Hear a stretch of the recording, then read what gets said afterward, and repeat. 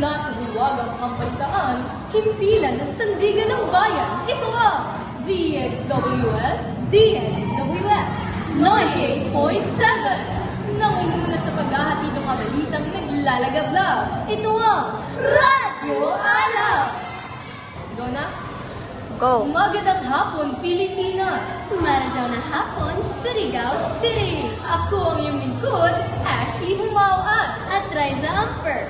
Sa ulo ng mga nagbabagang balita, Publikong sektor, binubuo ng mga institusyon, pang-publikong pananalapi, nagagamit nga ba sa tama? tungkulin ng pamahalaan, dapat tuparin para sa mga mamamayan, Pambansang budget, ginagastos para sa kalidad ng ating pamumuhay. paglikha ng pambansang budget, may prosesong sinusunod. Publikong sektor, binubuo ng mga institusyon. Here is Chris Sabarico and Philly Tomen para sa mga detalye. Sa cost budget na solusyon balipunan, ang edukasyon ang may pinakamalaking proyekto ng budget. Pangalawa ang seguridad, kapakanan at pagkakalap buhay ng mga mamamayan. Ito ang nagpapatunay na ang kasulukuyang pamahalaan ay naglalaya ng pagkalooban ng maayos sa servisyo at pamahalaan, lalo na ang mahirap. Mga institusyong tulad ng mga ahensya at kagawaran ng pamahalaan ang bumubuo sa publikong sektor.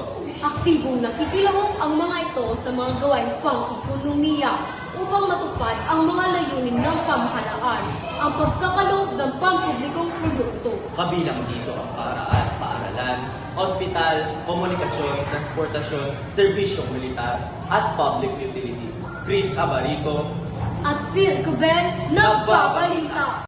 Yes, Ashera! Katulad ng ibang sektor ng ekonomiya, ang pamahalaan ay may responsibilidad na dapat tuparin para sa mga mamamayan. Una, magkaloob ng serbisyong panlipunan. Kalawa, magkaloob ng pampublikong produkto. At panghuli, magkaroon ng matatag na ekonomiya. Ako si Mika Jeline Dinalangin, Queenie Flores, nagbabalita sa Kaya kung nakita ang pamahalaan mula sa kapangyarihan nitong buwis, kinakailangan ng sapat na pampublikong pananalapi upang matupad ng pamahalaan ang kanyang tungkulin. dapat ito nagagamit sa mga proyekto at programang panlipunan. Kabilang nito ang Pantawid Pamilya Pilipino Program or 4Ps, Will Initiative, Build Out at Critical Basic Education. This is Sheena Basita, At Junela Catalan, nagbabalita!